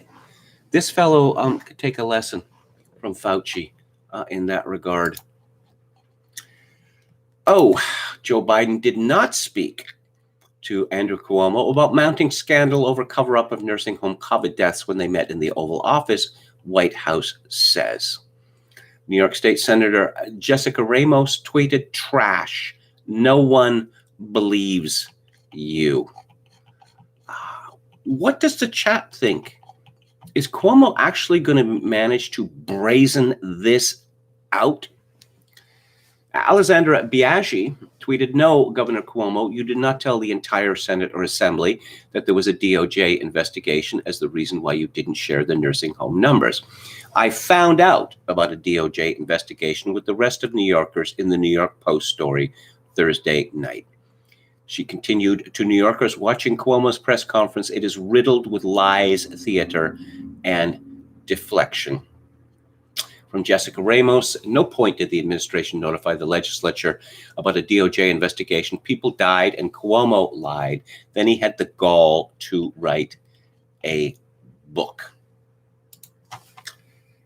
And, oh yeah, Latrine Wallace. This is a glorious age for them. From Valerie Edwards from the Mail, "Power drunk. LA health inspectors caught on camera clapping her hands and dancing after incorrectly shutting down brewery on Super Bowl Sunday over COVID guidelines." The health inspector was seen dancing inside Bravery Brewery February the 7th. She had just told an employee they needed to close their doors for violating LA County guidelines because there was no food truck before she started dancing. However, it was later determined that the establishment was not in violation. The health inspector allowed them to reopen, and her bosses called the owners to apologize over the incident. Do you know the inspector in the video? Do we know? There's a related story here from the Federalist. I'll just bring that up here. This is by Christopher Bedford. "Bart Avery started Bravery Brewing just 10 years ago. Today, his son does the brewing, and it's a full-on family business. You can find their beers in restaurants, liquor stores, gas stations, Whole Foods, and Trader Joe's in the surrounding area, but the main profits come from happy customers enjoying beer on tap in the tasting room, and that's where the problems start. With even New York City beginning in-house dining, LA County remains one of the few holdouts to demand people sit outside. In sunny downtown LA, this is often a more bearable burden, but in the high desert to the north of the country, winter temperatures routinely hover around 10 degrees colder, and that's before the winds come in." Like other business owners across the country, the Averys have struggled through wind destroying their tents and cold weather driving away customers with no end in sight. But the indignities and incompetence the business was subjected to on Super Bowl Sunday, Bart tells the Federalists, are just pushing people like him to the brink. Bravery Brewing doesn't have any televisions. Really? How about that? So Sunday, February 7th, was set up like previous Super Bowl Sundays with limited hours. This year, knowing people would be setting up their own parties, Bravery opened for just 4 hours for customers to grab beer to take home with them before kickoff. Because of that, they didn't pay the few $100 minimums food trucks asked to come by, because they've been required to do something they've been required to do when serving people on premises because apparently COVID. This year, however, the inspectors are in charge, and surveillance footage shared with the Federalists shows LA County Inspector Jatinder Chabra entering the building just over half an hour after they opened. They had to shut down right now, she informed the employee, who was ringing up 2 customers at that moment. Why no food truck? When he protested, saying they were doing takeout only, Chabra informed him that it made no difference. Yeah, how about that? And I suppose it's just a coincidence that so many of the people insisting on making our lives a misery over this COVID-19 hysteria, let's say, are from people where liberty has not planted roots. I'm sure that's just a coincidence. Just a coincidence. Okay. Oh, yes. And COVID-19, any COVID-19 day would not be complete with someone saying, some relative of mine has COVID-19 or has had COVID-19 or might get COVID-19, so you have to do as I say. We're having to do things we'd rather not do. Kate Garraway clashes with guests during fiery debate about COVID vaccine passports amid her husband Derek's coronavirus battle. Things we'd rather not do. Again, I get the impression that a great many of these bullies are enjoying this. They're enjoying all of it. I get to tell you, you can't do this. And if you dare, I don't know, go to a park or sit on a bench or whatever, I can have you arrested. Sweet. Kate, 53, pointed out that everyone is making many sacrifices. No, not everyone is making many sacrifices. As commentator Dominique Samuels, 22, argued that the idea of vaccine passports is ridiculous. It comes as the presenter's ailing husband, Derek Draper, 53, continues his slow recovery from coronavirus. During the fiery debate, Samuels argued that the idea of a COVID vaccine passport domestically will greatly impact young people. She said that mandating vaccines through the back door is what it would be and create a class in society. Kate argued back, saying, we're all having to do things we'd rather not do. We don't want to stay at home. We don't want to be in lockdown. I do not believe you, Kate. I don't believe you. On Sunday, Boris Johnson, the Prime Minister of Great Britain, promised Britons that they will not need to carry a vaccine passport to go to the pub. And I don't know whether I believe Boris Johnson, because he has reversed himself or lied continually for, almost a year now. You know, it's one thing to be a meat puppet on television, because, people can simply change the channel or turn the TV off. But when you get to be in Kate Garraway's position, because she's sainted because her husband had COVID, you get to be in a position of actual power. How dare you disagree with me? Don't you know about my personal suffering? Well, of course, personal suffering is, it's endemic to human life. And I don't really think that one disease is to be favored over another in terms of how much sympathy we give sufferers. Alex Berenson, from a 27-year-old in Pennsylvania. At first, the lockdown was a joke. We'd laugh at it. Now I start to wake up bitter, sad, and hopeless. He comments, we are slowly but surely ruining a generation of young adults. Ron DeSantis, Florida hero, had tweeted, our kids belong in school, and Florida's decision to keep schools open was the right thing to do. When compared to other states of similar size, Florida has fewer pediatric cases per 100,000. Berenson comments, remind me of all the HVAC retrofitting and community transmission standards and vaccination requirements Florida had before they reopened. Oh, know how you open schools? You open them. And if the teachers won't show, you fire them. Guess what? They'll show. Isn't it claimed, I don't know, some stupendous amount of money? Some black congresswoman who is she may have a PhD in education, a former teacher. Were we talking about hundreds, $250 billion to open schools? Yes, really. Walter Kern, who's been on fire lately, says a rather small and quite controversial core of journalists has devoted itself to telling the truth now. This has forced the others to diversify.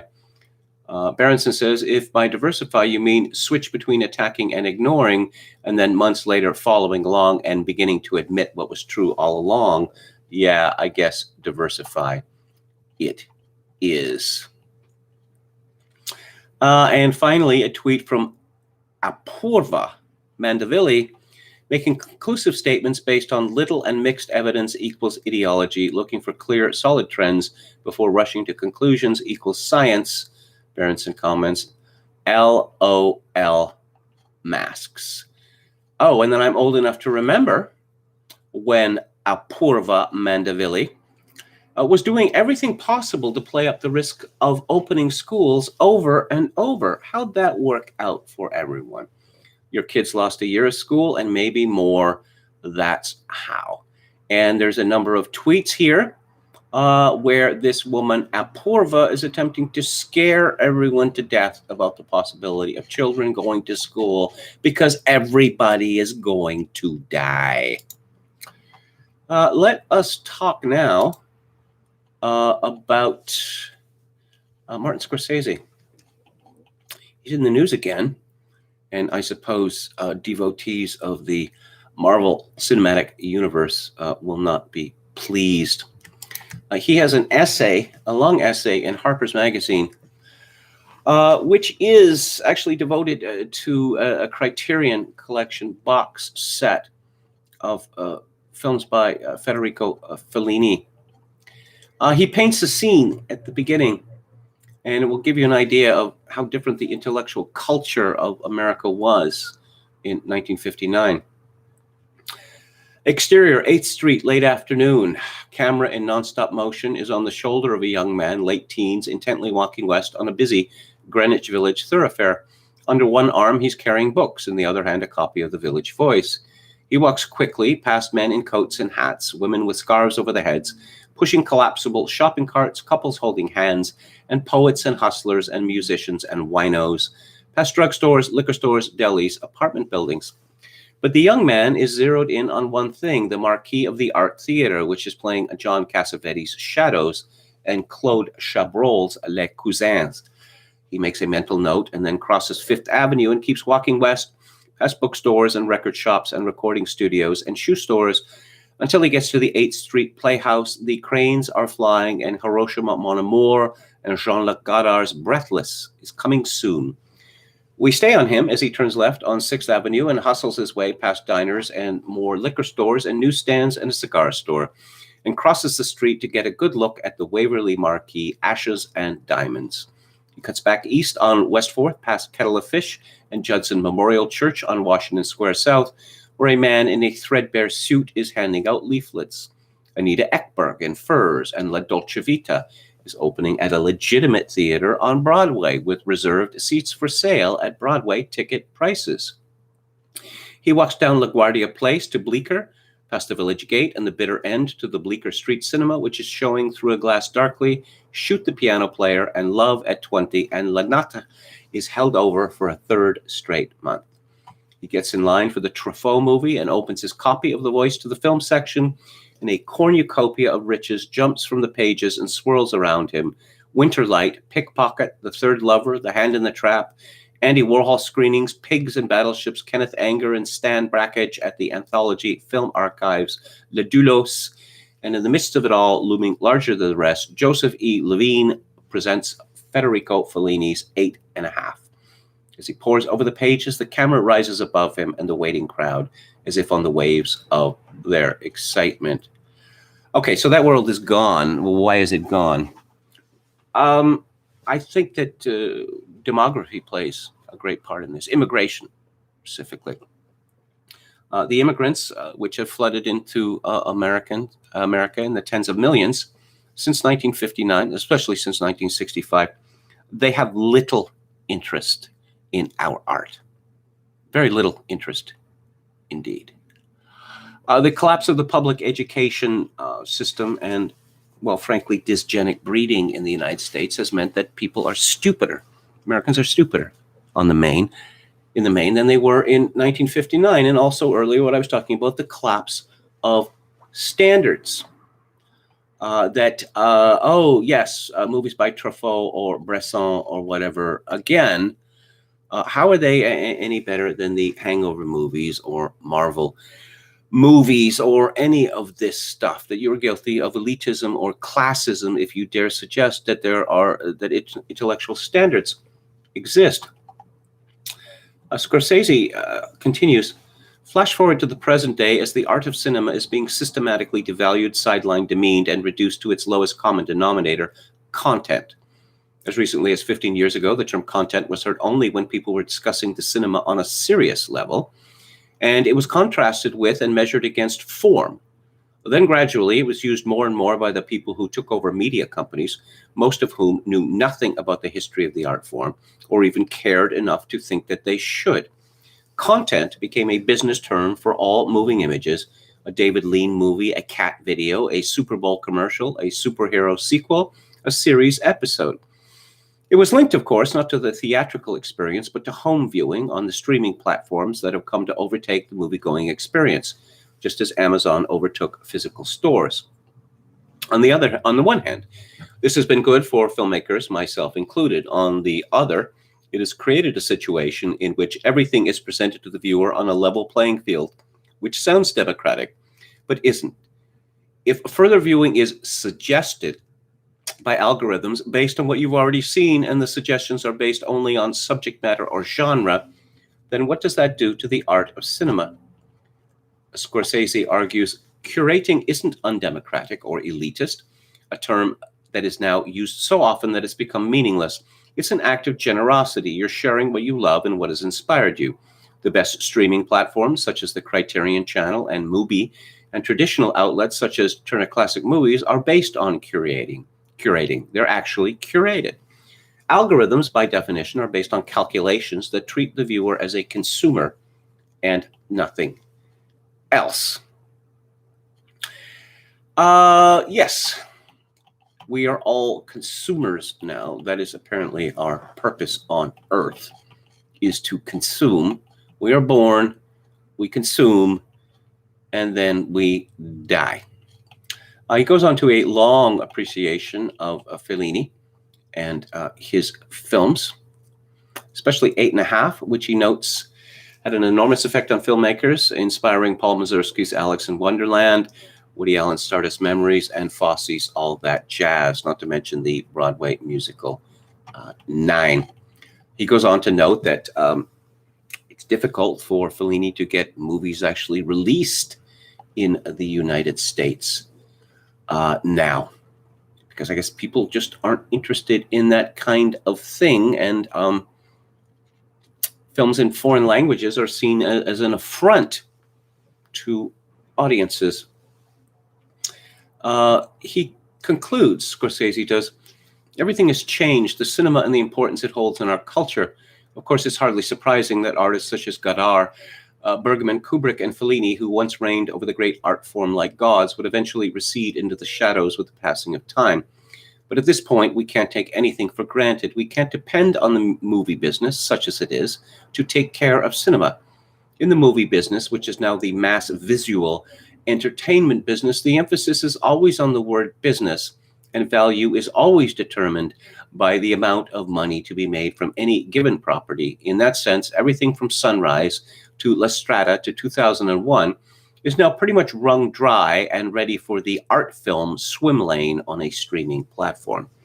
Those of us who know the cinema and its history have to share our love and our knowledge with as many people as possible, and we have to make it crystal clear to the current legal owners of these films that they amount to much, much more than mere property to be exploited and then locked away. Yes, Scorsese's looking at Disney there. They are among the greatest treasures of our culture, and they must be treated accordingly. I suppose we also have to refine our notions of what cinema is and what it isn't. There'll be people who say, oh, no, it was always this way. Hollywood was always just about money. No, it wasn't. You can look at the founders, the giants of the 20s, 30s, and 40s, and Samuel Goldwyn, or Shmuel Gelbflesh, as he was just barely out of the shtetl, comes to America. He becomes successful, one of the founders of MGM. But it wasn't just about money for him. The idea that, oh, you just put any rubbish up on the screen if people pay for it. No, he wouldn't do that. The reason that so many, literary adaptations came from that era was because of the belief that, no, we're making art here. Not all the time, but at least some of the time, our prestige pictures are going to be art. There's something that we can be proud of and not ashamed. Whereas the idea of art in Hollywood is, well, no, I mean, you look at the collapse of the studio system, and you read someone like John Borman, why would anyone want to make a film now that, oh, it's like running for politics, right? It's like running for office in the United States. Yes, I'd really like to get in there in Washington and shake things up and make the world a better place. How are you at raising money? What? Raising money. Because that's what you're going to be doing, especially if you're running for the House. You're going to spend, 80, 90% of your time raising money. And if you are trying to put together a film, which is not going to be, a blockbuster film, and what's happened in the movie business now is the same thing that's happened in the record business, the same thing that's happened in the publishing business. In the movie business, your movie should make $1 billion. And we have a situation now where Star Wars movies making over $1 billion are considered to be failures. That things have to be runaway successes, or what's the point in making them? So if you're someone like John Boorman, you spend years trying to put together financing for a film because studios aren't going to take the chance on movies which they once delighted to have made. Let's go back to the chat. Chauncey De Vega again. Popcasco 88 says conglomerates buying the studios in the 60s had a lot to do with the declining quality. Well, there were a lot of great American movies made in the 1970s, and I was talking about one last Friday. Chogokin 666 says Derek Jarman's very gay Saint Sebastian is interesting. It's all in Vulgate Latin with subtitles. Chogokin 666, Jodorowsky's Holy Mountain, visually astonishing, contextually inane. It's Alan Klein's estate that owns Jodorowsky's films, strangely enough. I don't know how that came about. Ogan's Iron says, do hedge fund managers finance art movies, or do they only care about horrid modern art? Well, you know, what happened with art was that all the good pieces were bought. Like even genre work, Dutch genre painting, whatever. It's all bought. It's all gone. So these rich people want to pay money for art, and all that's left is rubbish. That's how Charles Saatchi, the advertising man, that's how he became the king of modern art, because he realized that all the good art was wrong. So look, here's Tracy Emin's messy bed. Here is half a shark in a tank of formaldehyde. It's great art because I say so.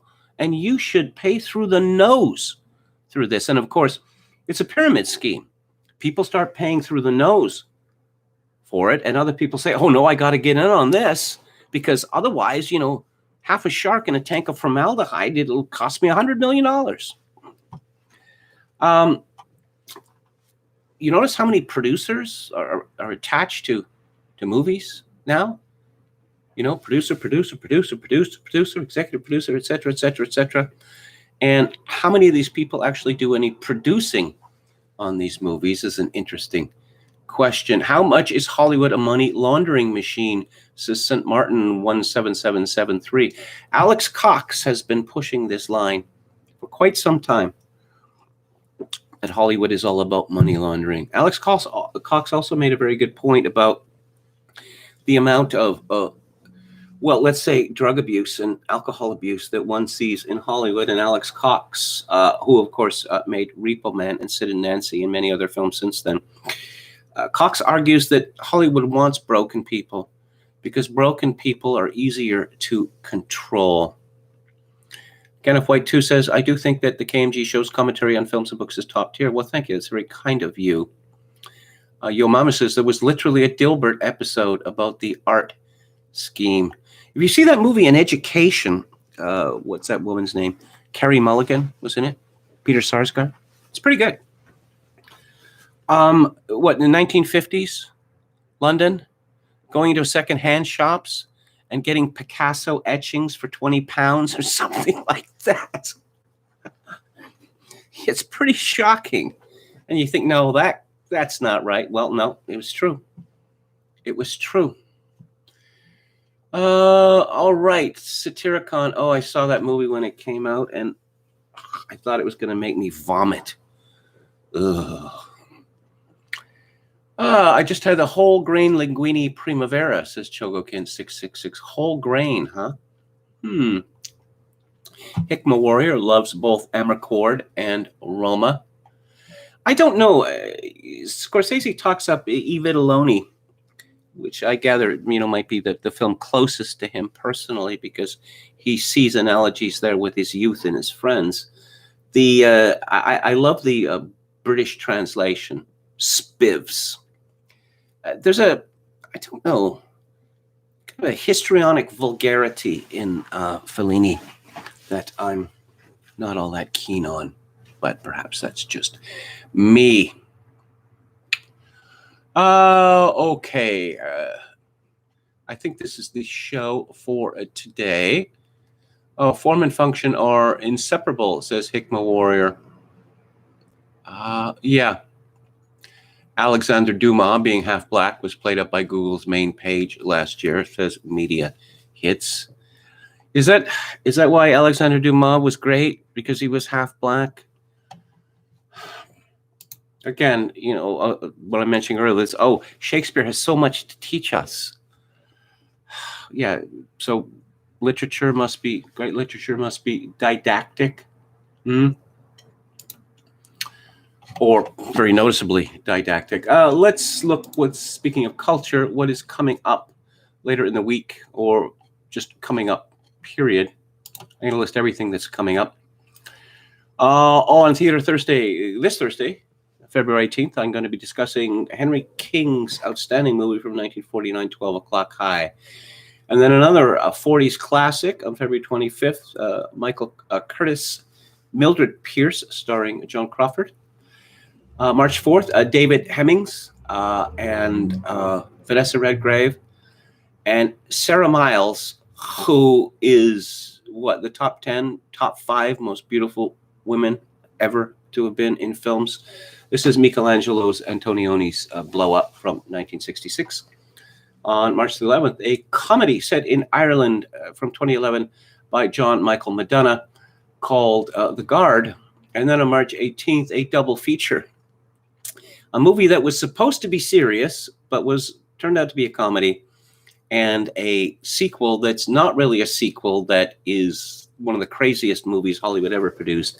I'm talking about Valley of the Dolls and Beyond the Valley of the Dolls. Of course, I'll go into more detail on March the 18th, but watching Valley of the Dolls, which was, a premiere presentation, I often found myself thinking, did an actual human being direct this film? Because it seems to have been directed by someone, the proverbial man from Mars, who doesn't really understand about people and their emotions, their hopes, their dreams, their fears, etc. And for that reason, it is unintentionally hilarious. On the book club on Friday, I'm going to be talking about Alexander Solzhenitsyn's Between Two Millstones Part 2. February 26th, I'm going to be talking about Klaus Schwab's COVID-19, The Great Reset.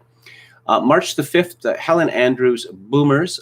March the 12th, a libertarian walks into a bear. Yes, that's right, a bear, by Matthew Hungoltz Hetling. And on March the 19th, Tom Wolfe's final novel, Back to Blood. So that is the show for today. I will be back on the air tomorrow at 4 p.m. Pacific, 7 p.m. Eastern. If you like the show or any part of it, I would appreciate it if you click on the like button and subscribe to my YouTube channel if you have not done so already. And, Anran says, Kevin never seems to make a dent in that tea during the course of the show. It is a very big mug with 18, 20 ounces, something like that.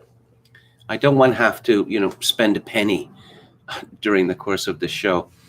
If you would like to make a donation to this live stream, which would be very much appreciated at this time of great uncertainty in my personal condition, my PayPal account is linked to Kevin_Grace@hotmail.com. Once again, Kevin_Grace@hotmail.com. If you are in Canada, a donation can be made directly to me via Interac at kevingrace@shaw.ca. And as always, I leave you with this. In these days of social atomization and civilizational collapse, I do dearly wish that you, my dear viewers and listeners, manage to forge a genuine human connection in order to ease the burden. Good night.